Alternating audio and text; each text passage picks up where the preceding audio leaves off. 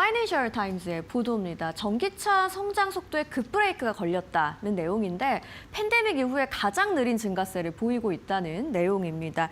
LG 에너지 솔루션과 LNF의 대형 계약 해지 소식까지 이어지면서 전기차 산업 전반에 좀 냉기가 흐르고 있다고 볼 수가 있을 것 같은데 전기차 시장에 어떤 변화가 생겼고 또 2차 전지는 어디로 가야 하는지 짚어보도록 하겠습니다.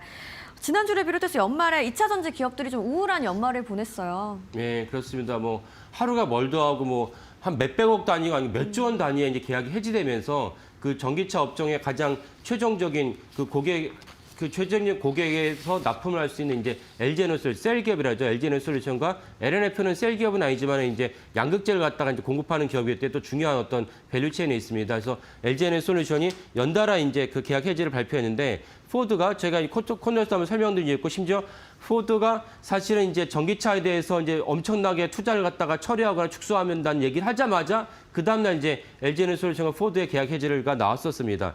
포드 LG 에너솔루션이 체결했던 계약 10조 원대 계약이 해지가 됐고 도굴의 FBPS와의 계약도 4조 원대 계약 역시 해지가 됐습니다.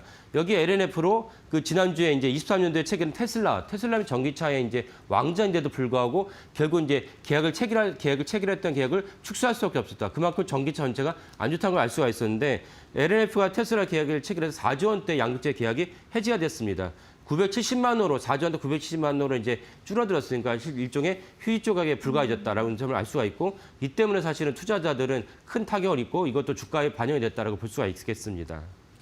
네, 그런데 이런 계약 파기 문제가 비단 포드와 테슬라만의 일이 아니라고요. 예. 그래서 FT 보도가 이제 이 분야를 갖다가 이제 알 수 있는데 FT가 뭐라고 보도를 했냐면은 20년도 전기차 전체의 성장률이 전년 대비 13%에 그치는데 이거는 팬데믹 이후에 가장 낮은 성장률이다. 성장하겠지만은 성장률 자체 가속도가 줄어들기 때문에 이건 다 PER과 영향을 끼치고 주가에 영향을 끼치게 됩니다. 그래서 25년도에 22% 성장률, 전년 대비 22% 성장률이었는데 그거에 대해서 13%가 절반으로 떨어졌죠. 그 지역별로 미국은 150만 대에서 110만 대, 29%가 감소하고 유럽은 33%에서 14% 감소합니다.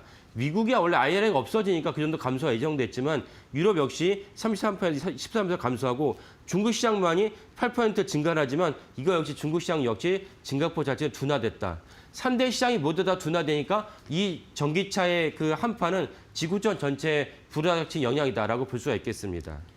말씀하신 것처럼 정말 전기차 한파가 불어닥치고 있는 상황인데 이게 특정 지역에서 일어나는 게 아니라 세계 곳곳에서 일어나고 있는 이유가 뭘까요? 예.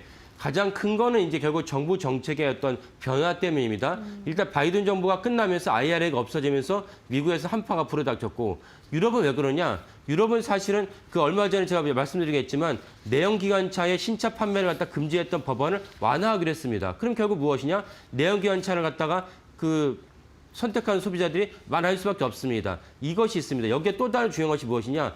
중국이 엄청난 보조금으로 유럽을 갖다가 이제 공습을 하고 있습니다. 그러니까 유럽에 있는 제조업 입장에서 여기서 불만이 많고 그것 때문에 이유도 역시 이 전기차가 보조금이 해결되지 않는 한 우리가 차라리 내연기관차를 지원하는 게 낫겠다라는 정책 변화가 됐습니다. 이런 정책 변화가 아까 말씀드린 지구촌 전체에 전기차의 한파가 닥쳤다. 지구촌 전체의 매출과 성장률이 꺾였다라고 볼 수가 있겠습니다.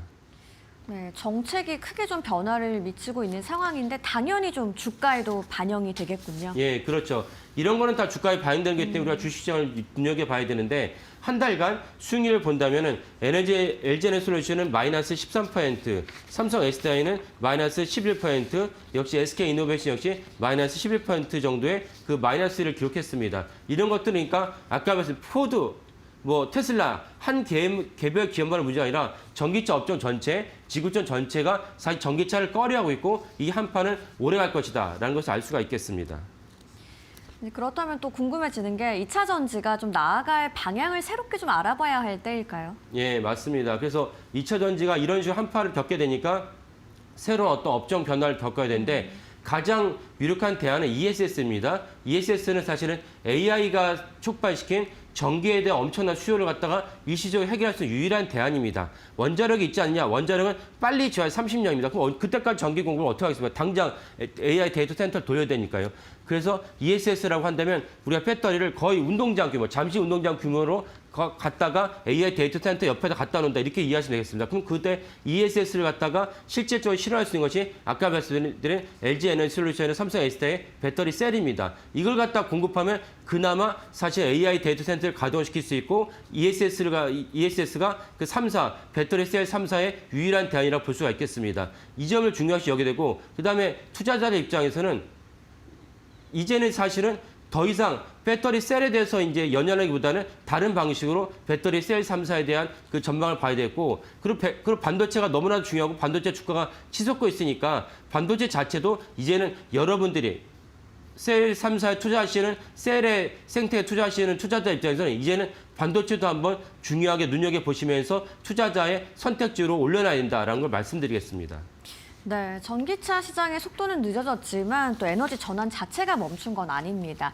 2차 전지들은 ESS 같은 새로운 길, 투자자들은 반도체, 금융 섹터 등으로 좀 눈을 돌려보자는 말씀해 주셨습니다. 지금까지 히든글로벌 조호진 타키온 대표님과 함께했습니다. 고맙습니다. 네, 감사합니다.